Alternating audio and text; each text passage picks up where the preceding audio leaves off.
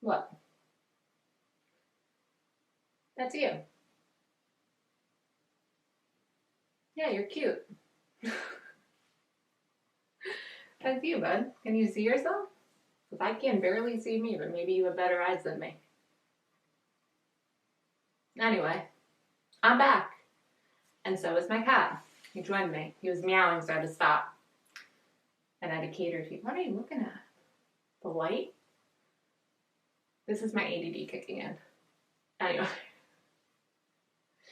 I can't even pay attention because you're staring so weird.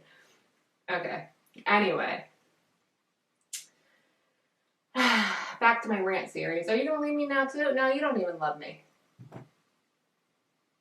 The audacity. You just cried at the door for me to come open it up and now you wanna leave?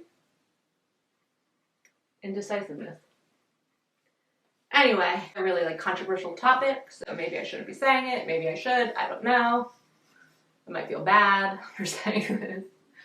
But the one thing that this whole situation has made me realize is what friends are good friends and what friends are not so good friends. I will say that. I will say that there have been some people in my life who have been excuse me, sir, who have been very judgmental about this whole thing, which just pisses me off because it's not, sorry, the cat. It's not like I chose this route. It's not like I wanted this to happen. And I just had certain people be very judgmental. I had certain people be great and fantastic. Even my church was great. But there's always that handful of people who are just toxic and judgmental and who make you feel like poop. And it's like they don't see how they're being such a horrible person because you're going through so much and they still have the audacity to sit there and try to make you feel worse. So I feel like, if anything in these situations, you realize who your good friends are, who your true friends are, and who the people are who need to be thrown in the trash. So it's another thing you deal with. And I feel like any big life event like this that you go through, you end up seeing a lot of people's true colors. And a lot of people end up being great. But if I was to say some of the things that certain people put me through or said to me, it's jaw dropping because it's not like I chose to have a baby that died, that was dying, that had no chance of living. And the one thing that gets me is when they say things like, well, just carry it to term. But why would I want to do that? If the baby had just some sort of genetic defect or something, I would 100% carry to term if it had any chance of survival, This baby had no chance of survival. It was a death sentence. No matter what, it was going to die. There's not one living thing with 69 chromosomes on this planet. And not only was this thing going to die, but this thing has a potential to turn cancerous.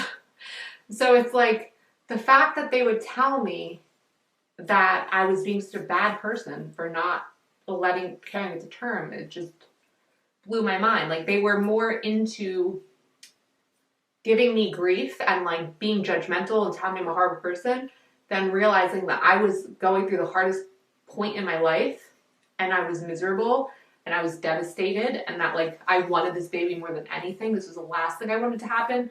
But those people, instead of seeing that, they just want to come at you like a bunch of hyenas and tear you apart, and it's absolutely awful. And the one thing that really gets to me is when they use faith to do that, because I'm very Christian, I'm very strong in my faith, and that is the last thing I would ever do to anybody, So it's just very shocking when you see how certain people will end up showing their true colors. Then again, my church has been so fantastic and so sweet and so kind, and my pastor's been nice, and a lot of my friends have been nice. It's just there's always that few handful of people that just you can just end up seeing how toxic they are. You know what I mean? They just want to be toxic and they want to use whatever they can as an excuse to be toxic. And it stinks, but it's just another one of those facets that you deal with when you're dealing with something like this. But family's always reliable, good church is always reliable, good friends are reliable, my cat is reliable, even though he doesn't want to sit with me. And those are just my thoughts on that. There's so many hard aspects that I'm going through with this. I just want I just can't wait to get to the point where I'm just like thriving on good news or like good events instead of dealing with so many bad events. Like one after the other. But I'm gonna stay optimistic. I'm looking forward to just like kind of getting my life back in order. I'm nervous about the IVF because, like I said, once everything starts going wrong in your life, you're just like, is that gonna go wrong too? But I'm going through this really weird mental state right now where I'm like pessimistic, but then my faith kicks in and I get optimistic. But then I don't know if it's like the hormones kick in and I get anxiety and I get pessimistic again, but it's this really weird like limbo zone going back and forth. But I think that maybe after I start like working out again and getting back to things that I was doing before pregnancy, sorry, my cat, I'll end up feeling better, you know.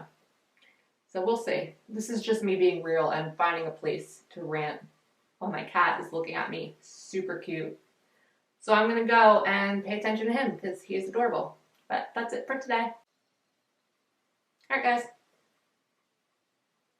My cat is so distracting. It looks like I'm like just an idiot because I can't stop looking at his cuteness. You should see him right now. He's rolled like this. You are so cute. Why are you so cute? Why are you so cute? Why? Why? Answer me, sir. You are so freaking cute. Anyway, see you guys later. Talk to you later. Thank you for tolerating this boring rant. Till next time. What are you doing? Look at this little feetsies. You are so cute. Is it the light bothering you?